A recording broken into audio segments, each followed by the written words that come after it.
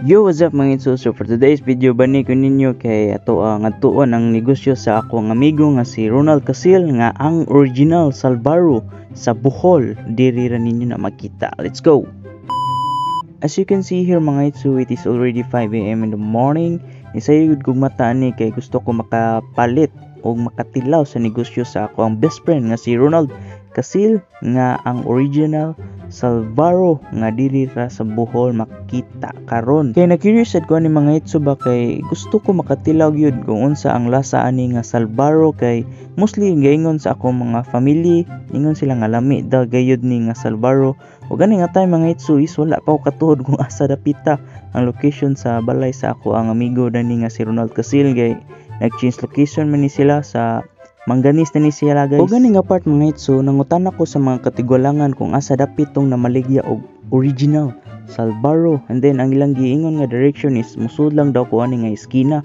So ato arang enjoy ng view sa nature mga itso and paminaw na to ang relaxing nga background.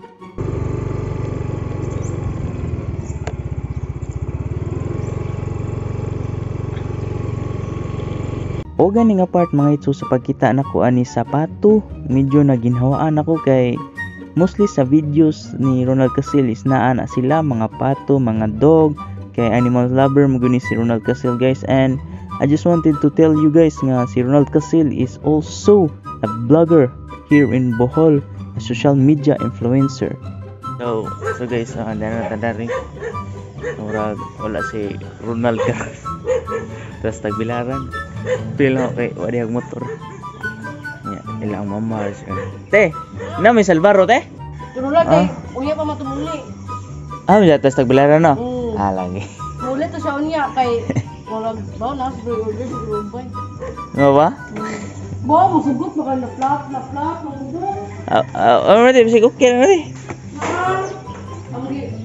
nabot may flat ba gibalhin na mo sa kahoy na mauna ni resulta na mo siya pila man eh kuan upat 20 na lang okay pila man tanan ni tanan mo pila tanan na o ganing dapit ang mga itso wala daw katubo ang ilang Salvaro kay nahutdan daw sila og gas.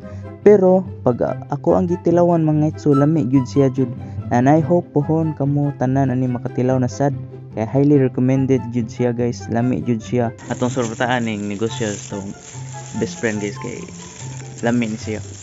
And importante din sa business is consistency ra gyud. Og mao din ni mga itso no nga ang bag-o nilang gigamit para pagluto og Salvaro og mao sad niyang nahutdan og gas. And after that mga itso is nibiyahe na sad ko padulong sa amoa.